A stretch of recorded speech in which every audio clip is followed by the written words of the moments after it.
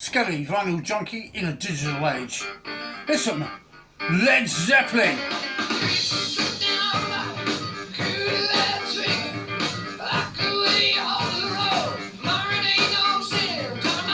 Is it loud enough?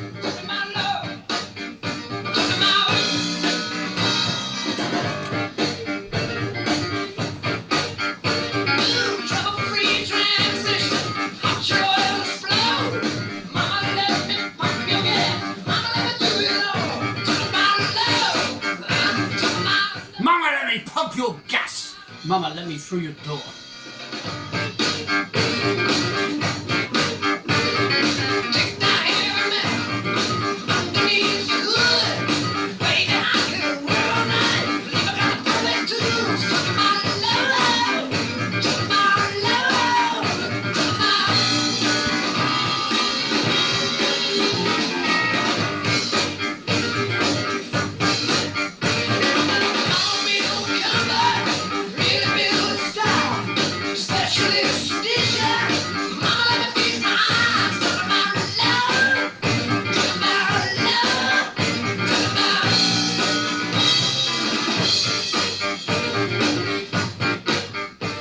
Greetings, vinyl junkies in the digital age. We're kicking off with some Led Zeppelin, and the album we're going to review is the 50th anniversary edition of the physical Graffiti album. And that was a track from the album where so many metaphors. He's talking about transmission, he's talking about raising the hood, presumably of a car. Then he's talking about love. And then he's talking about lubrication and servicing every 100 miles. And you begin to think, well, why is it called what it's called? Because that version you heard there is not trampled underfoot. But you could ask why the song it became on this album was called Trampled Underfoot. And this version was actually called Brandy and Coke. Are you confused? We blooming well should be. So, the Led Zeppelin 50th anniversary album I decided to indulge as a Christmas present to myself is my favourite #1 rock album of all time. It goes beyond anything I've ever heard before or since. It goes outside of every realm I can think of. It's about as derivative as you can get, and it's as original as you can get all in one. Zeppelin stole, begged, borrowed like magpies, but then they mangled it all up and made their own sound with it. They stole from the blues, they stole from soul music, they stole from folk music. All sorts of things got touched by Led Zeppelin, and often they were derided back in the day as a bit of an unoriginal band. But the main thing for Led Zeppelin for me was, well, the main two things really. The main element that I loved about the group was Robert Plant. To this day, I love most of what Robert Plant does. He's been consistent. He's released lots of wonderful music, and he's never stood still. He's moved and moved and moved through different genres, different styles. He's mixed up different things and shown himself to be very, very adaptable and original. And that theme, that kind of feel of being eclectic and being able to pick from different sources and put it all together, for me, started with this album, Physical Graffiti. Now, the 50th anniversary edition cost quite a few quid. This was £59. But if you think there's 3 discs in this here package, that's 20 quid per disc. So it's not so bad. You make yourself feel better saying things like that.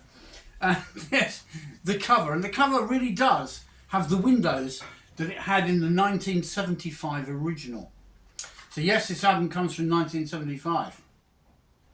While we're waffling on, do subscribe. By the way, don't forget to put some likes and some comments. You probably won't, but that's all right. But I'd prefer it if you did. Quite an ingenious sleeve. When you pull it out, you can see clearly there, as I will show you, not only the letters in the windows behind the windows over here, but also the list of tracks on all 4 discs, because this was a double album.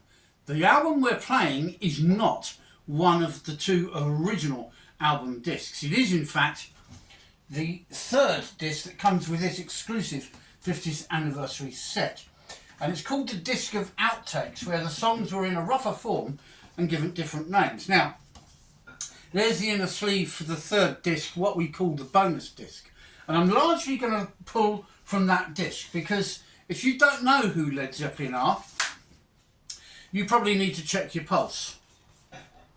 If you've never heard of Physical Graffiti, you probably need your hearing and your sight checked.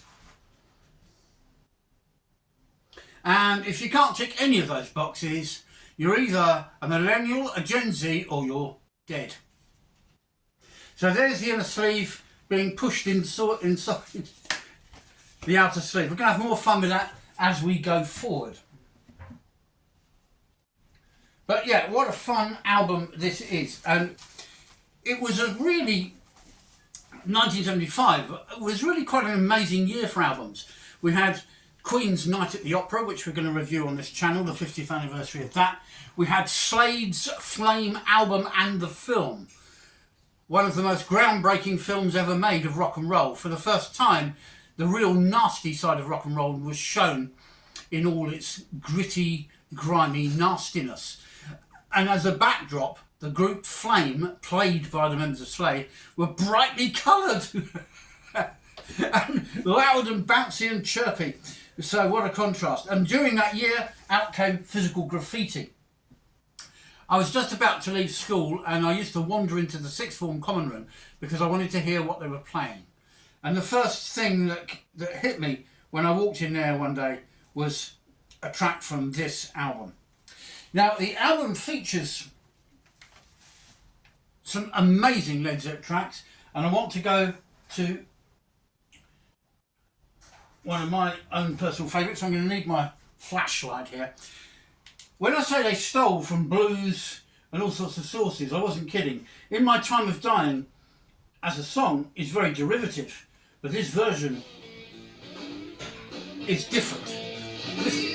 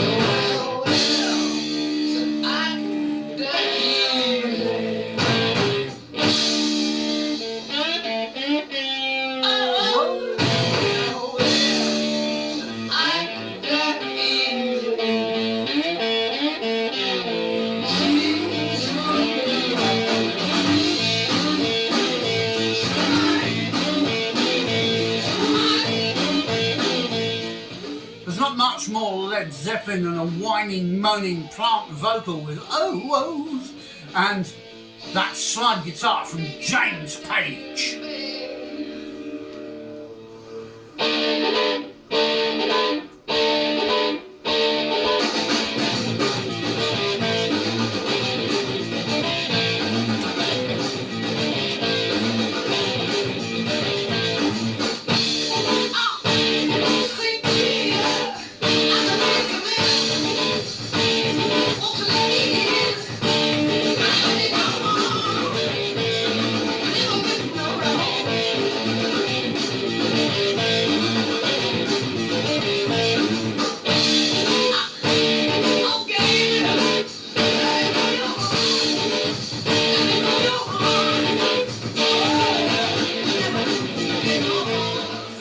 From Brandy and Coke, which was the prototype song for Trampled Underfoot, we go to In My Time of Dying, and a slow Robert Johnson style blues is the main element of the song, and the lyrics borrow of course from an old song about dying. And similar songs have been done by artists as diverse as Tom Jones and Rag and Bone Man. And Rag and Bone Man did a kind of a cappella equivalent of this song. It's very similar lyric because it's all drawn from old blues stuff. But then the blues thing, as you heard, turned into a full-on boogie, not that far different from Trampled Underfoot. Less keyboard orientated, more guitar orientated. Zeppelin were never more inventive, more creative and more imaginative than they ever were on this record. On side one, the first disc, we've got Custard Pie, The Rover, and the one you just heard, In My Time of Dying. On side two of the album, we've got Houses of the Holy, Trampled Underfoot, which we played the Brandy and Coke version of, and a track called Kashmir. And it's there I want to go next because of, if I had to pick the greatest rock song ever, I want to play a bit of Houses of the Holy in a minute actually. Anyway, if ever I was going to pick the favourite rock song of all time, and I think my wife would agree, so it's something we both agree on, which is rather nice, it would have to be this.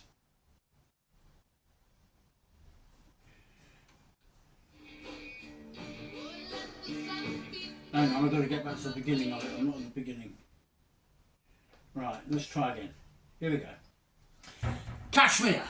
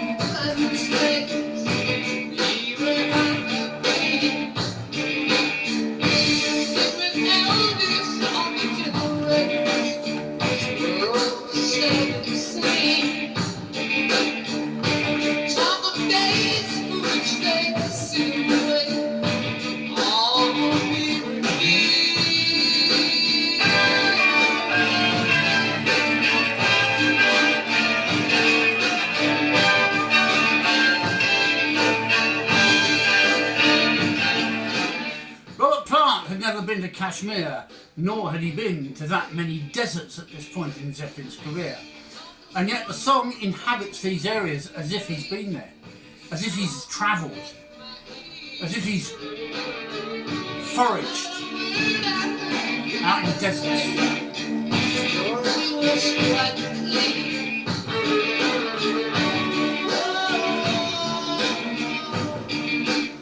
The track perfectly captures an eastern feel. You can see the camels, the camel train. You can see the wafting robes and light fabrics that they wore to keep off the heat of the sun, blowing in the wind.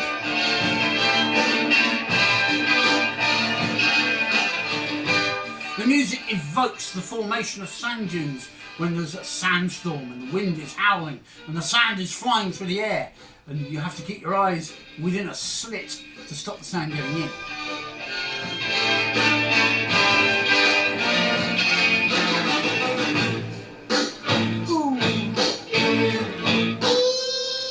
You can almost preempt Robert Ooze. The landscape of this track is dry and arid, and yet tuneful.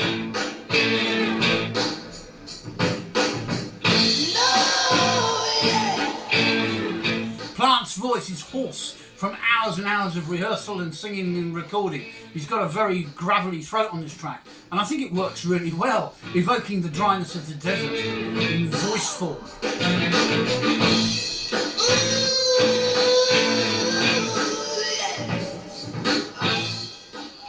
But leave that in the background as a backdrop to this album.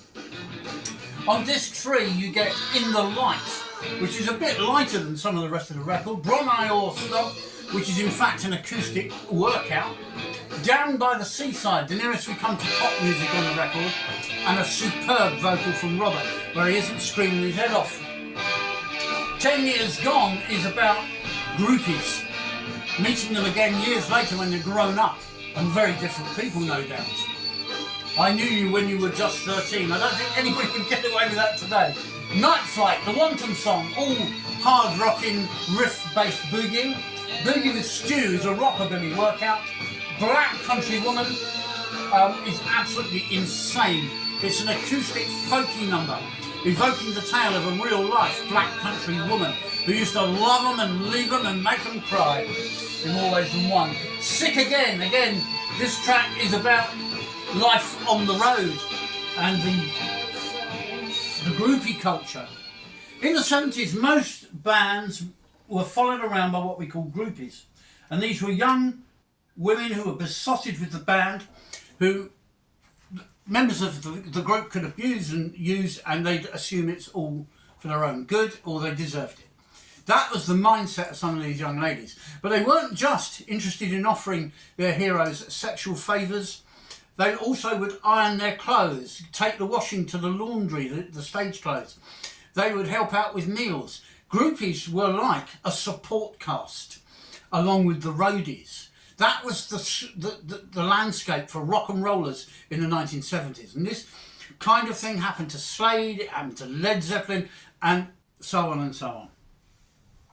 All that culture has now long gone. All the misogyny that went with it has long gone. And all of the predatory, open predatory nature of rock stars, well, it's a thing of the past. Now, if you inhabit those realms, you're a pervert. So, a very different world then, back in 1975. One which Zeppelin not only inhabited, but they revelled in, unashamedly. And it was right for its time, you might say. Well, maybe it was. Who knows? We're going to finish with a track that should have been on the preceding album to Physical Graffiti, the wonderful Houses of the Holy, because the album that came before this was called Houses of the Holy, and that had a very controversial and rather interesting sleeve. Another story for another day, perhaps. So let's go with Houses of the Holy from the Physical Graffiti album. While we're playing this, I'll show you how the sleeve works out. You can play with the sleeve.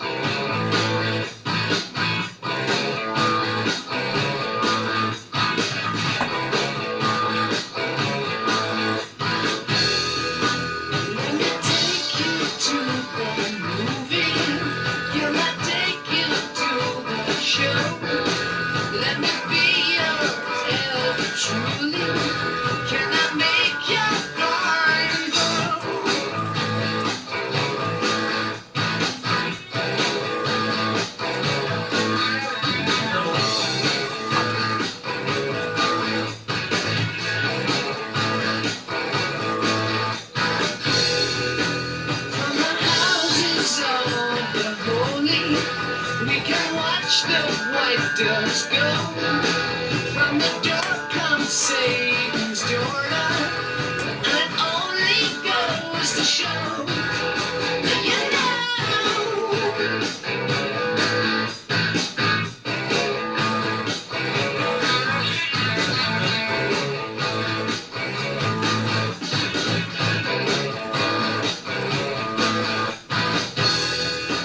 there's an angel on my shoulder.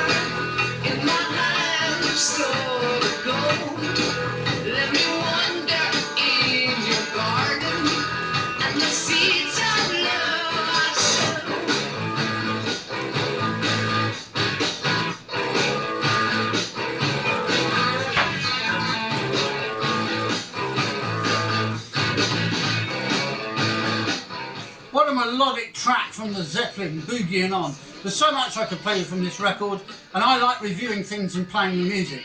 But it seems the copywriters, the artists, their publishers, or whoever don't like it one little bit. I've been threatened. I've been threatened with being charged for playing these clips for you. I've been accused of breaching copyright. And if I keep going for much longer, I'm going to be in a bit of trouble. Therefore, the channel will cease on the 31st of December 2025 and occasionally post something throughout the rest of the 2026. But not every week as before, and probably not as full on as before. Sadly, my time is coming to an end. I'm in my time of dying, you might say. But usually Don't let me stop you guys subscribing and joining in.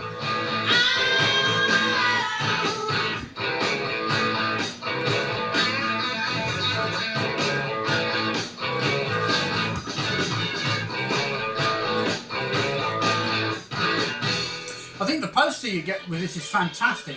I was toying with the idea of putting it in my frame up here instead of my Rolling Stones Hackney Diamonds poster. And I'll be working on that after I finish this video.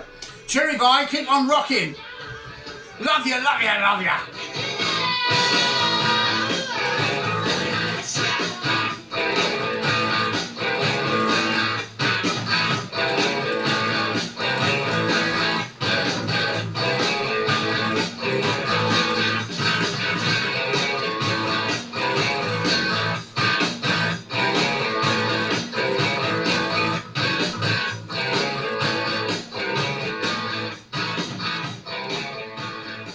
Oh, they're fading away.